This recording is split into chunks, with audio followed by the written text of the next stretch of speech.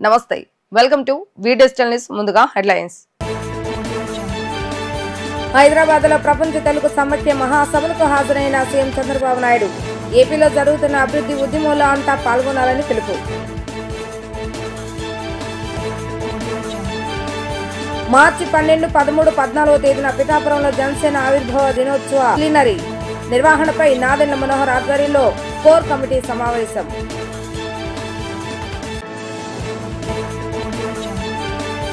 AP maker lab and wheels నమూనా వాహనాన్ని పరిశీలించిన మంత్రి లోకేష్. పైలట్ ప్రాజెక్టుగా మంగళగిరిలోని పాఠశాల విద్యార్థులకు అవగాహన.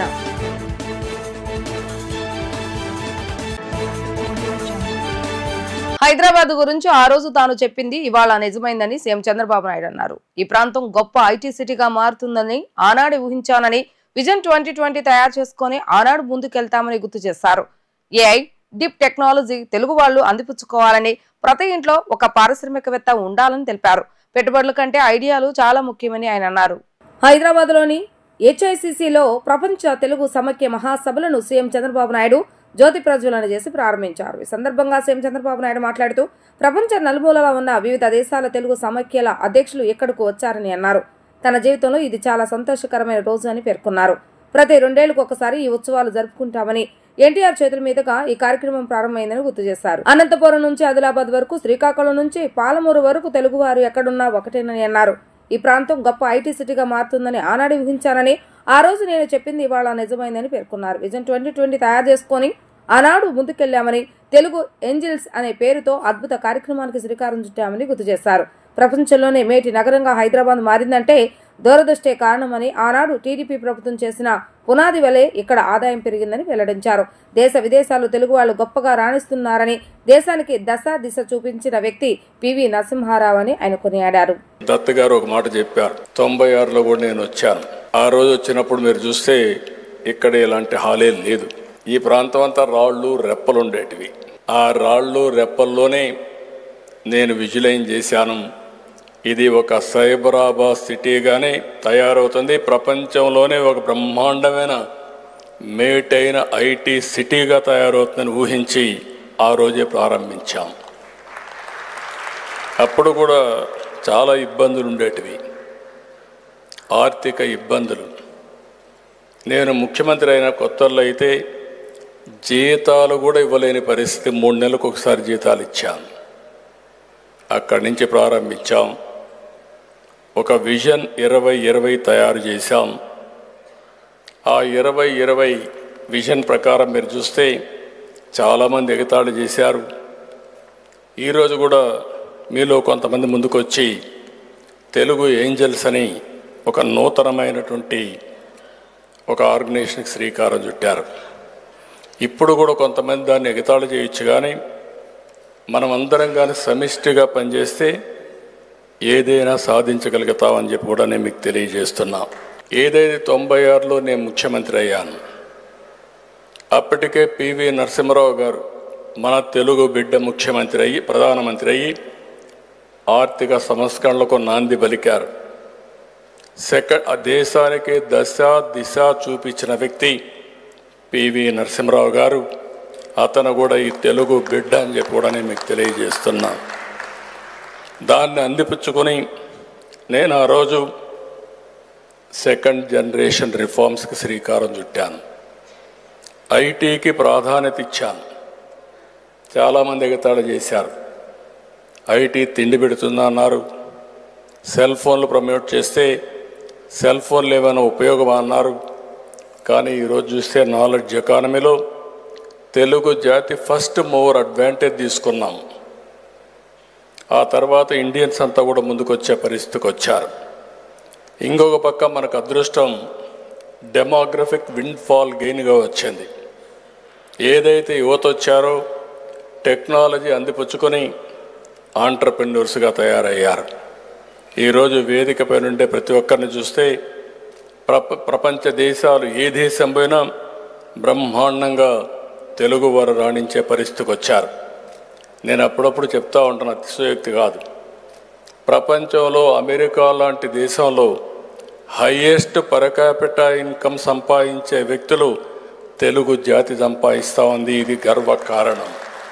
జనసేన పార్టీ ఆవిర్భావ దినోత్సవం సందర్భంగా మార్చి 12, 13, 14 తేదీలో పిఠాపురం నియోజకవర్గంలో ప్లీనరీ నిర్వహించాలని పార్టీ అధ్యక్షులు డిప్యూటీ సీఎం పవన్ కళ్యాణ్ నిర్ణయించారు.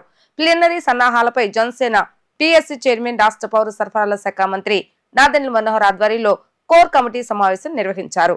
జనసేన ఆవిర్భావ దినోత్సవాన్ని పురస్కరించుకొని 3 రోజుల పాటు ప్లీనరీ జరపాలని నిర్ణయించారు. నాదెండ్ల మనోహర్ ఆధ్వర్యంలో విజయవాడలో కోర్ కమిటీ సమావేశమై వివిధ అంశాలపై చర్చించింది. Artificial intelligence, robotics, international of things వంటి అధునాతన సాంకేతిక రంగాల్లో అంతర్జాతీయంగా వస్తున్న మార్పులపై విద్యార్థుల్లో అవగాహన కల్పించేందుకు AP maker clubs on wheels ప్రభుత్వం అందుబాటులోకి తెచ్చింది. ప్రఖ్యాత సాఫ్ట్వేర్ సంస్థ ఇన్ఫోసిస్ సహకారంతో దీన్ని మంగళగిరిలో ఏర్పాటు చేశారు. రాష్ట్రంలోని విద్యార్థులకు భవిష్యత్తులో సాంకేతికతను వివరించే లక్ష్యంతో ప్రారంభించనున్న ఈ నమూనా వాహనాన్ని మంత్రి నారా లోకేష్ పరిశీలించారు. పైలట్ ప్రాజెక్ట్ గా ఈ వాహనం మంగళగిరిలోని అన్ని పాఠశాలకు వెళ్లి విద్యార్థులకు అవగాహన కల్పించనుంది. త్వరలో రాష్ట్ర వ్యాప్తంగా ఉన్న అన్ని పాఠశాలలకు AP maker lab and wheels వాహనాలను పంపిస్తున్నట్లుగా లోకేష్ తెలిపారు. పరివర్తనాత్మక నైపుణ్య అవకాశాలను విద్యార్థుల వద్దకే తీసుకెళ్లేందుకు ఇన్ఫోసిస్ భాగస్వామ్యం కావడం అభినందనీయమని పేర్కొన్నారు. Digital India vision, ESG vision 2030 లక్ష్యాలకు అనుగుణంగా మారుమూల ప్రాంతాలకు ఉచిత డిజిటల్ STEM లెర్నింగ్ అవకాశాలను అందజేయడం మేకర్ ల్యాబ్స్ ఆన్ వీల్స్ లక్ష్యమని తెలిపారు. హిందూ ఆలయాలకు స్వయం ప్రతిపత్తి ఇవ్వాలనే డిమాండ్తో దేశవ్యాప్తంగా హైందవ శంఖారావం సభలు నిర్వహిస్తున్నట్లుగా గోకరాజ్ గంగరాజ్ తెలిపారు. కేసరపల్లిలో హైందవ శంఖారావం నినాదంతో భారీ బహిరంగ సభ నిర్వహిస్తున్నామని, 30 ఎకరాల్లో ఈ సభకు పార్కింగ్ ఏర్పాటు చేస్తామని తెలిపారు. కృష్ణా జిల్లా గన్నవరం నియోజకవర్గం కేసరపల్లిలో హైందవ శంఖారావం నినాదంతో భారీ బహిరంగ సభ ఏర్పాట్లను విశ్వ హిందూ పరిషత్ నాయకులు పరిశీలించారు. ఈ సందర్భంగా ఏర్పాటు చేసిన విలేకరుల సమావేశంలో విశ్వ హిందూ పరిషత్ నాయకులు మాట్లాడుతూ ఆంధ్రప్రదేశ్ నుంచి శంఖారావాన్ని పూరించి సభలకు అంకురార్పణ చేస్తున్నామన్నారు. జనవరి 5 మధ్యాహ్నం ఈ సభ ప్రారంభమై సాయంత్రం వరకు జరుగుతుందన్నారు. హిందూ ఆలయాలు ప్రభుత్వాల చేతిలో పెట్టుకుని ఇష్టం వచ్చినట్లుగా చేస్తున్నారని మండిపడ్డారు. భక్తులే స్వయం ప్రతిపత్తితో నిర్వహించాలన్న డిమాండ్తో ఈ హైందవ శంఖారావ సభలు నిర్వహిస్తున్నామన్నారు. విహెచ్పి ఆధ్వర్యంలో జరిగే ఈ సభలకు వచ్చే వారికి ఎటువంటి ఇబ్బంది లేకుండా ఏర్పాట్లు చేస్తారని ఆయన పేర్కొన్నారు. జనవరి 5వ తేదీన విజయవాడ సమీపంలో విమానాశ్రయం గన్నవరం విమానాశ్రయం ఎదురుగుండా ఉన్న కేశరపల్లిలో SLV లైలా గ్రీన్ మీడోస్ ప్రాంగణంలో ఒక భారీ బహిరంగ సభ ఏర్పాటు చేయడం జరిగింది. ఆంధ్రప్రదేశ్ చరిత్రలోనే కాదు, విశ్వ హిందూ పరిషత్ చరిత్రలో కూడా ఇది ఒక సువర్ణ ఘట్టం కాబోతోంది. జనవరి 5 అయోధ్య ఆలయ నిర్మాణం కోసం ప్రయత్నం చేసాం, ఉద్యమం చేసాం, దేశం మొత్తం ఏకత్రితం చేసాం. అది అయోధ్య ఆలయానికి సంబంధించిన ఉద్యమం. అమర్నాథ్ ఉద్యమం చేసాం, అది అమర్నాథ్ దేవాలయానికి సంబంధించినటువంటి ఉద్యమం. రామసేతు ఉద్యమం చేసాం, రామసేతు నిర్మాణాన్ని ధ్వంసం చేయకుండా ఆపడం కోసం చేసిన ఉద్యమం. కాబట్టి ఈరోజు చేస్తున్న ఉద్యమము యావత్ భారతదేశంలో ఢిల్లీ నుంచి ఢిల్లీ వరకు, కన్యాకుమారి నుంచి కాశ్మీర్ వరకు యావత్ భారతదేశంలో విస్తరించి ఉన్నటువంటి హిందూ దేవాలయాల యొక్క స్వయం ప్రతిపత్తి మహోద్యమం. ఒక రకంగా చెప్పాలంటే ఇది మరో ధార్మిక స్వతంత్ర పోరాటానికి నాంది జనవరి 5వ తారీఖున విజయవాడలో జరగడం అన్నది ఆంధ్రప్రదేశ్ అదృష్టంగా నేను భావిస్తున్నాను. కాబట్టి ఇది యావత్ భారతదేశంలో ఉన్న దేవాలయాలకి స్వతంత్రం రావాలని మనం కోరుకోవడం ఉద్దేశం అధికార వికేంద్రీకరణ కాదు. మనదైనటువంటి శ్రద్ధా కేంద్రాలు ఏవైతే ఉన్నాయో, దేవాలయాలు కానీ, పురాణ గ్రంథాలు కానీ, గోమాతలు కానీ, ఈ భూమాత కానీ, మాతృమూర్తులు కానీ, ఇవి అత్యంత శ్రద్ధా కేంద్రాలు, సంస్కార కేంద్రాలు. ఇవి మనకి ఈ మానబిందువులు, ప్రాణబిందువులు ఇవి మనకి. కాబట్టి వీటిని సంరక్షించుకోవడం కోసం ఆనాడు బలిదానాలు చేశారు. దీనికోసం హిందువులు ఆత్మార్పణ చేశారు. కరకు బుల్లెట్లకు బలైపోయారు, లాఠీ తుపాకీ దెబ్బలకు ప్రాణాలు వదిలేశారు, ఉరికంబాలు ఎక్కి ఊపిరి పూలు విడిచారు. ఇన్ని చేయడానికి కారణం కేవలం అధికారం పొందడం కోసం కాదు, ఈ దేవాలయాల్ని, ఈ సంస్కృతిని, ఈ ధర్మాన్ని కాపాడుకోవాలని. కానీ 77 సంవత్సరాలైనా రాజ్యాంగంలో 12, 25, 26 అధికరణలు దేవాలయ వ్యవస్థలోకి ప్రభుత్వాలు జోక్యం చేసుకోకూడదు, ఆదాయాన్ని స్వాధీనం చేసుకోకూడదు అని చెబుతున్నా వాటన్నిటినీ పక్కన పెట్టి హిందూ దేవాలయాల్ని 77 సంవత్సరాలుగా లూటీ చేస్తున్నాయి ప్రభుత్వాలు. ఇది ఆంధ్రప్రదేశ్కు సంబంధించిన ఉద్యమం కాదని మా కేంద్రీయ ఉపాధ్యక్షులు మాననీయ గంగరాజు గారు ప్రస్తావన చేశారు. ఇది యావత్ భారత జాతికి సంబంధించిన ఉద్యమం. ఈ అంకురార్పణ ఆనాడు అయోధ్య ఉద్యమం జాతీయ స్థాయిలో చేస్తున్న అంకురార్పణ బీహార్లో జరిగింది. బీహార్లో సీతామండి నుంచి అయోధ్య వరకు రామ జానకి రథయాత్రల ద్వారా ఉద్యమం ప్రారంభమైంది. అదే ఈ కంచి స్వామీజీని అరెస్టు చేసినప్పుడు ఉద్యమం ఇచ్చాపురంలో ప్రారంభించాం. అక్కడి నుంచి కంచి వరకు ఉద్యమం నడిచింది. అలాగే దేవాలయ సంరక్షణ ఉద్యమం చేసాం 7 కొండలను నిలబెట్టుకోవడం కోసం. ఇలా ప్రతి కార్యక్రమము అది ఎంత పెద్ద ప్రయాణమైనా మొదటి అడుగుతో ప్రారంభం కావాలి. కాబట్టి ఈవేళ భారతదేశంలో హిందూ దేవాలయాలకి స్వయం ప్రతిపత్తి సాధించే ధర్మ స్వతంత్ర పోరాటానికి మొదటి అడుగు విజయవాడలో పడుతున్నది. దీనికి ఆలంబనగా మన సచిన్జీ చెప్పారు, భారతదేశంలో ఉన్న అన్ని రాష్ట్రాల గవర్నర్లని కలిసి ఈ స్వయం ప్రతిపత్తిని అందించండి దేవాలయాలకి, ఇది సెక్యులరిజానికి విరుద్ధము. ఒక దేవాలయానికి ₹1 డబ్బు ఇమ్మంటే ఇది రిలీజియస్ కార్యక్రమాలకి ఇవ్వమని చెబుతున్నారు, కానీ పాస్టర్లకి ముళ్ళలకి డబ్బులు ఇస్తున్నారు. కానీ ఇక్కడ దేవాలయానికి వచ్చిన జీర్ణమైపోయింది దేవాలయం నిర్మించుకుంటామని చెప్పంటే ప్రభుత్వం ₹1 ఇవ్వడం లేదు. ఈ అర్చకులు ఎవరికైనా ఒక దక్షిణ ఇవ్వాలంటే అది ఎండోమెంట్ హుండీ నుంచి మాత్రమే ఇస్తున్నారు, ప్రజల పన్నుల నుంచి ఇవ్వడంలా. కానీ బెత్లెహేం యాత్రకి, జెరూసలేం యాత్రకి భారతదేశం మొత్తం నుంచి ప్రజలు కడుతున్న పన్నుల నుంచి అందిస్తున్నారు. ఈ వ్యవస్థ మారాలి. సెక్యులరిజం అంటే హిందువులు ఉపేక్షించేయడము, సెక్యులరిజం అంటే అన్య మతాలకి సౌకర్యాలు అందించేయడము, ఇది కాదు సెక్యులరిజం.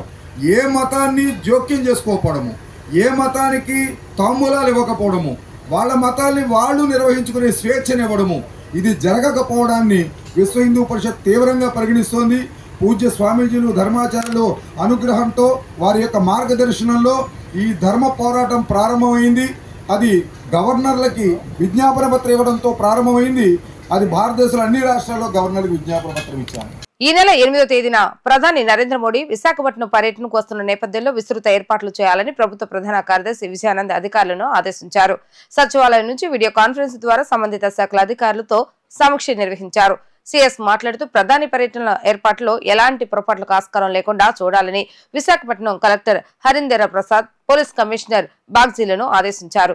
ఈ నెల 8వ తేదీన సాయంత్రం ప్రధాని మోడీ విశాఖ చేరుకుని ఆంధ్ర విశ్వవిద్యాలయం వరకు రోడ్ షో నిర్వహిస్తారని తెలిపారు. దుర్గమ్మ దర్శనానికి రావడం సంతోషంగా ఉందని మహబూబ్ నగర్ ఎంపీ డీకే అరుణ అన్నారు. కుటుంబ సమేతంగా వచ్చామని, పార్లమెంట్ ఎన్నికలు పూర్తయిన తర్వాత రావాలని అనుకున్నామని అన్నారు. మధ్యలో వరదలు వచ్చా, అందుకే కొంత ఆలస్యమైందని ఆమె స్పష్టం చేశారు. ఇంద్రకీలాద్రి అమ్మవారిని బీజేపీ జాతీయ ఉపాధ్యక్షురాలు మహబూబ్ నగర్ ఎంపీ డీకే అరుణ దర్శించుకున్నారు. ఆలయ మర్యాదలతో అధికారులు స్వాగతం పలికారు. అమ్మవారి దర్శనానంతరం వేద పండితుల చేత వేద ఆశీర్వచనం అందజేశారు. ఆశీర్వచనం అనంతరం లడ్డు ప్రసాదాన్ని, అమ్మవారి చిత్రపటాన్ని ఆలయ ఇన్ఛార్జి ఓ రామచంద్రమోహన్ అందజేశారు. ఈ సందర్భంగా ఆమె మాట్లాడుతూ అమ్మవారి విజయానికి ప్రతీక, నాకు మంచి విజయం అందజేశారని తెలిపారు. అమ్మవారి ఆశీర్వాదం తెలుగు ప్రజలందరిపై ఉండాలని ఆమె కోరుకున్నారని తెలిపారు. గతం కంటే ఇప్పుడు ఆలయం చాలా అభివృద్ధి చెందిందని, దర్శనం చాలా చక్కగా జరిగిందని తెలిపారు. 2 రాష్ట్రాల తెలుగు ప్రజలు రాష్ట్రం విడిపోయినప్పటికీ అందరికీ మంచి జరగాలని కోరుకుంటున్నానని తెలిపారు. చంద్రబాబు నాయుడు ఇక్కడ సీఎంగా ఉండి మంచి అభివృద్ధి చేస్తున్నారని అన్నారు. ఎన్డీఏలో ఉన్న సీఎం ఈ ప్రాంతం ఎమ్మెల్యే సుజనా చౌదరి మంచి అభివృద్ధి జరగాలని కోరుకుంటున్నానని ఆయన స్పష్టం చేశారు. ఈరోజు విజయవాడ కనకదుర్గమ్మ యొక్క దర్శనానికి రావడం, అమ్మవారి దర్శనం చేసుకుని అమ్మవారి యొక్క ఆశీర్వాదం తీసుకొని మేము మా సభ్యులంతా రావడం జరిగింది. అమ్మవారి ఆశీర్వాదం కోసం రావాలనుకున్నాం, తొందరగా రాలేకపోయినాం. ఉన్నటువంటి ఫ్లెక్స్ రావడం వల్ల మేము రావడం కొంచెం ఆలస్యమైంది. సో ఇవాళ ఫ్రైడే రాని శుక్రవారం రోజు అమ్మవారి దర్శనం చేసుకున్నాం. నూతన సంవత్సరంలో అమ్మవారి దర్శనం చేసుకుని అమ్మవారి ఆశీర్వాదం తీసుకుని రావడం జరిగింది. విజయవాడ కనకదుర్గమ్మ అనగానే విజయానికి నాంది అమ్మవారు. అమ్మవారి యొక్క ఆశీర్వాదంతో, అమ్మవారి యొక్క అనుగ్రహంతో పార్లమెంటు సభ్యురాలుగా ప్రజలతో ఎన్నుకోబడినాను. అమ్మవారికి అమ్మవారిని ఆశీర్వదించి మరి ఈరోజు పార్లమెంటు సభ్యురాలుగా మరి ఇక్కడికి వచ్చి అమ్మవారిని దర్శనం చేసుకుని అమ్మవారి ఆశీర్వాదం పొందడానికి రావడం జరిగింది.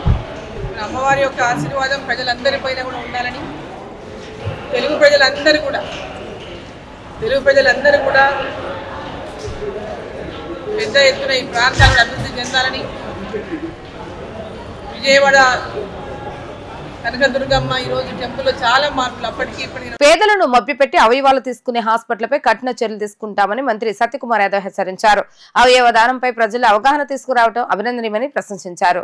ప్రభుత్వ హాస్పిటల్లో రోజుకు 5 బ్రెయిన్ డెడ్ కేసులు వస్తున్నాయని చెప్పారు.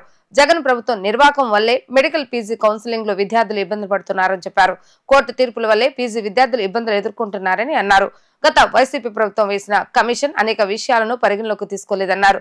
శాస్త్రీయ అంశాలను కమిషన్ పరిగణలోకి తీసుకోలేదని చెప్పారు. విద్యార్థులకు ఎలాంటి మేలు జరుగుతుందో చూస్తామన్నారు. వైద్య శాఖలో ఖాళీలను భర్తీ చేసే ప్రయత్నం చేస్తున్నామని చెప్పారు. అన్ని సమస్యలు పరిష్కరించే ప్రయత్నం చేస్తున్నామని మంత్రి సత్యకుమార్ యాదవ్ పేర్కొన్నారు. పేదలకు ఒక నిరంతరంగా నిరాటంకంగా వైద్య సేవలు అందించే ప్రయత్నం చేస్తున్నాం. అయితే విమర్శలు వస్తూ ఉన్నాయి. మరి అంటే అబద్ధాలని ఆలంబనగా చేసుకొని పాలన సాగించిన గత ప్రభుత్వం ప్రజలు అటువంటి తీర్పు ఇచ్చిన తర్వాత కూడా ఆత్మపరిశీలన చేసుకోకుండా మళ్ళీ అదే అబద్ధాలని మళ్ళీ పదే వల్లిస్తూ ఒక గోబెల్స్ ప్రచారం చేసి పేదల్లో చాలామంది నిరక్షరాస్యులు ఉంటారు, వాళ్ళందరూ ఇబ్బందులు పడే పరిస్థితి ఉంది. చిన్న ఒక ఇదేంటంటే ఈ ప్రభుత్వం వచ్చిన తర్వాత కూటమి ప్రభుత్వం ఈ ఆర్థిక సంవత్సరానికి బడ్జెట్ని ఎప్పుడూ రాష్ట్ర చరిత్రలో లేని విధంగా 18,500 కోట్లకు తీసుకెళ్ళింది. ఇక గత ప్రభుత్వం చాలా మాటలు మాత్రం కోటలు దాటాయి, చేతలు మాత్రం ఇంటి ముందర కాలంలో పడ్డట్టు ఆ చందంగా ఉంది. 5 సంవత్సరాల్లో మొత్తం ఖర్చు చేసిన మొత్తం గత ప్రభుత్వం 9,942 ఆరోగ్యశ్రీ కింద కాదని చెప్పమనండి. గత ముఖ్యమంత్రి గారు కానీ 9,942 కోట్లు ఆరోగ్యశ్రీ కింద ఖర్చు పెట్టారు. అంటే సగటున సంవత్సరానికి 1,988 కోట్ల 41 లక్షలు 5 సంవత్సరాల పాటు సగటున ఖర్చు పెట్టారు. మా కూటమి ప్రభుత్వం ఇవాళ 4,000 కోట్లు కేటాయించింది.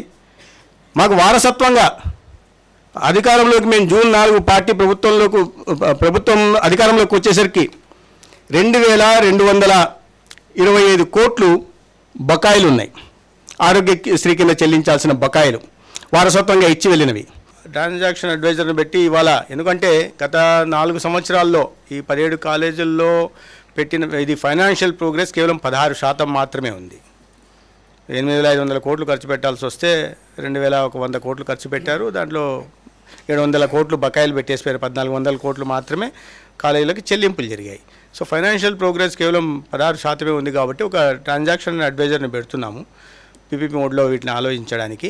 వాళ్ళు వచ్చిన తర్వాత ఏ కాలేజీ ఎక్కడుంది, ఏ పరిస్థితిలో ఉంది అంటే ఇప్పుడు ఇమీడియట్గా ఫైనాన్షియల్ ఇది మన ట్రాన్సాక్షన్ అడ్వైజర్ వచ్చేసరికి పీపీపీ మోడ్లో పోవడానికి ఒక మరింత మెరుగైన విద్య అందించడానికి వెళ్ళడానికి ఇప్పుడు ఎక్కడెక్కడ ఆగి ఉన్నాయో దాని మీద కాస్త మొత్తం ఖర్చు పెట్టేసి ఆ ప్రాతిపదిక మీద రేపు వాళ్ళు వచ్చిన తర్వాత ట్రాన్సాక్షన్ అడ్వైజర్ చూసి ఏ దీంట్లో రేషియోలో ఉండాలనే విషయాన్ని నిర్ణయించడం జరుగుతుంది.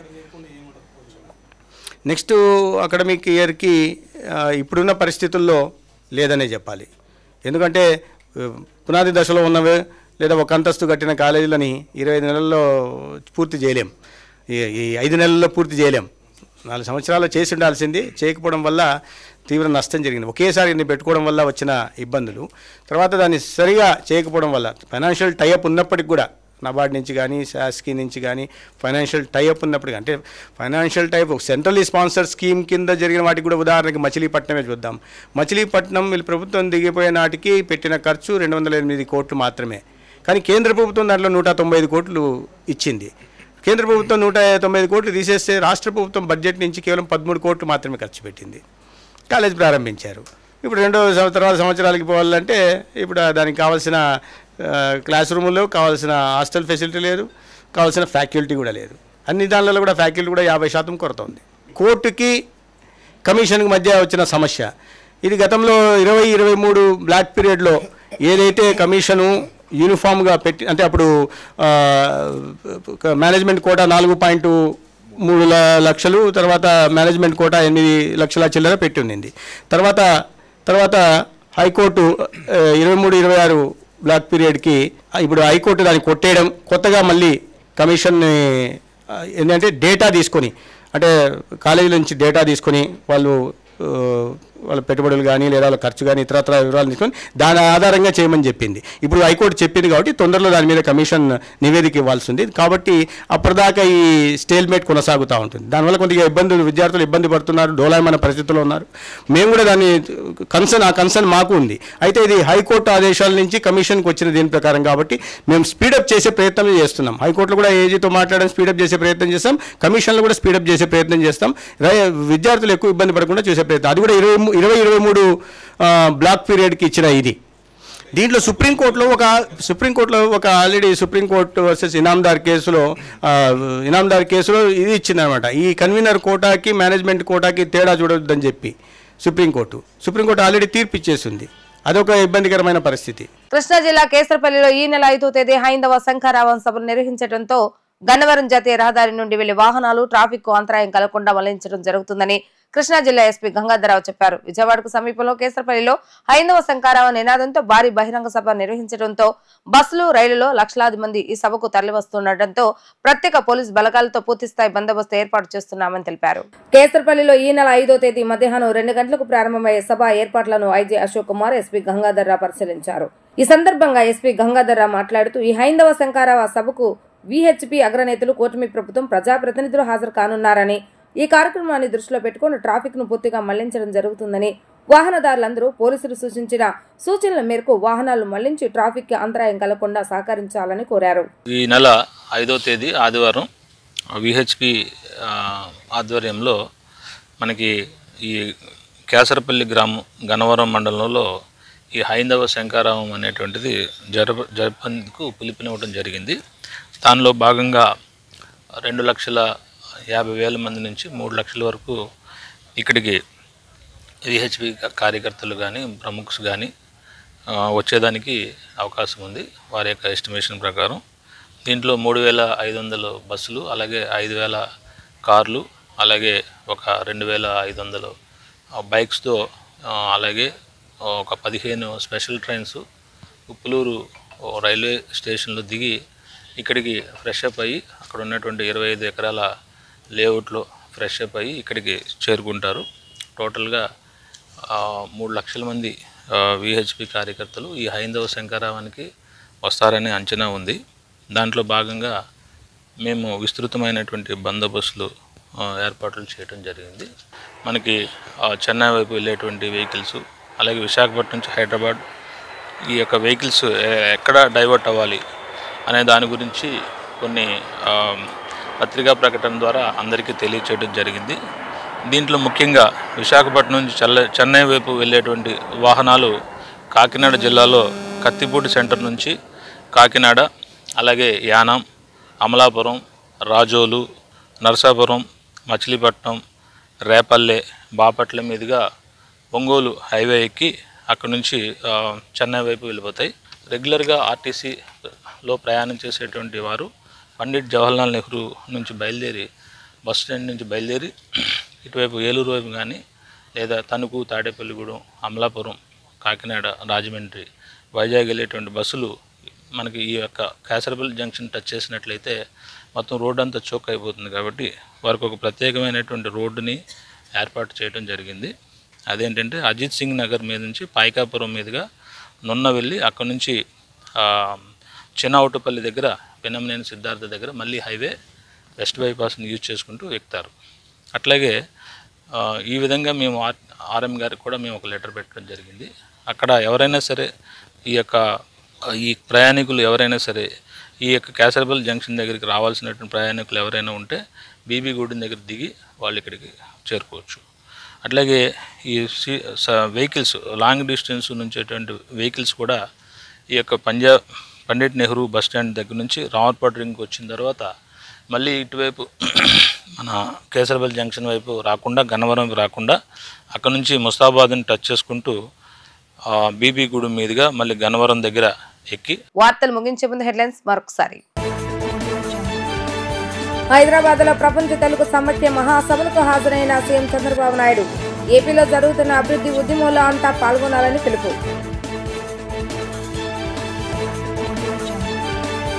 మార్చి 12, 13, 14వ తేదీన పిఠాపురంలో జనసేన ఆవిర్భావ దినోత్సవ ప్లీనరీ నిర్వహణపై నాదెండ్ల మనోహర్ ఆధ్వర్యంలో కోర్ కమిటీ సమావేశం.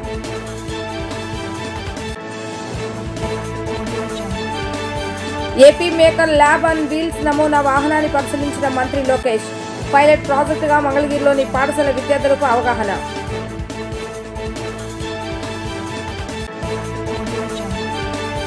ఇవి ఈ రోజు వార్తా విశేషాలు. మరలా తిరిగి ప్రసారమైన వార్తలు మళ్ళీ కలుద్దాం.